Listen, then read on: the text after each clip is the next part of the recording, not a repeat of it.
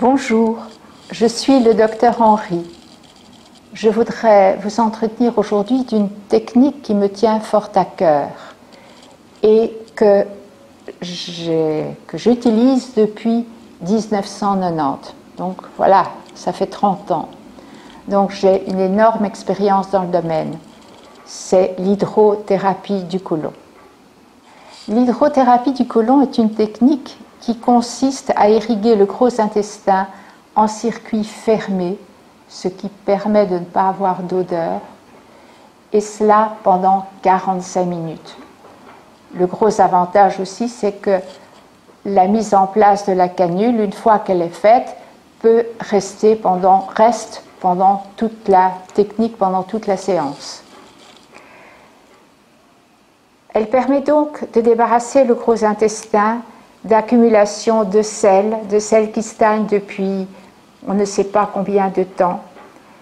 Or, il y a des transformations qui se font au niveau des selles au cours du temps avec formation de substances agressives, substances potentiellement oncogènes, qui peuvent donc provoquer des transformations de la muqueuse en cancer. Cette technique n'est absolument pas dangereuse, quoi que disent certains. Évidemment, c'est évident qu'il ne faut pas faire cette technique à quelqu'un qui a une appendicite aiguë ou une diverticulite aiguë. Mais ça me semble clair et évident. Sinon, il n'y a absolument pas de danger. La paroi digestive est très résistante et ceux qui pensent que l'on va faire exploser la paroi ne connaissent pas du tout la résistance que nous avons au niveau de l'intestin.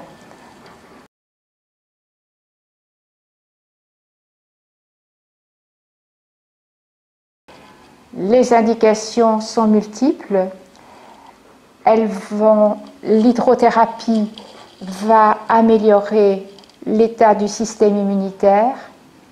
Elle va bien drainer tout le cadre abdominal et sera donc bénéfique pour tout ce qui se trouve dans l'abdomen, à savoir le système urinaire, le système gynécologique et notamment la prostate chez l'homme. Et donc c'est absolument tout l'organisme qui va en bénéficier. L'hydrothérapie du côlon est indiquée par exemple pour quelqu'un qui veut avoir une bonne santé en général et vieillir le moins vite possible. Donc ça peut être conseillé dans des cures de régénération. Ça peut être conseillé pour des gens qui souffrent beaucoup d'arthrose, qui est aussi un facteur de dégénérescence, mais plus particulièrement au niveau du cartilage. En fait, les indications sont multiples et c'est impossible de toutes les citer aujourd'hui. Je pense par exemple à des lumbagos. Certains lumbagos sont liés à un dysfonctionnement majeur du tube digestif, à des constipations opiniâtres, constipation à laquelle le patient est habitué depuis de si longues années qu'il ne se rend pas compte que ce n'est pas normal. Et ça provoque une inflammation à bas bruit de la colonne. Et il y a effectivement une souffrance du disque, et s'il n'y a pas de compression de racines ou s'il n'y a pas de rétrécissement du canal lombaire, eh bien, on verra une libération de ce dos. J'ai vu un lumbago aigu où la personne était incapable de se mobiliser, avec une colonne en état parfait. Et quand sa constipation a été levée, eh bien, il y a eu déverrouillage brutal de son dos. Ça a été spectaculaire.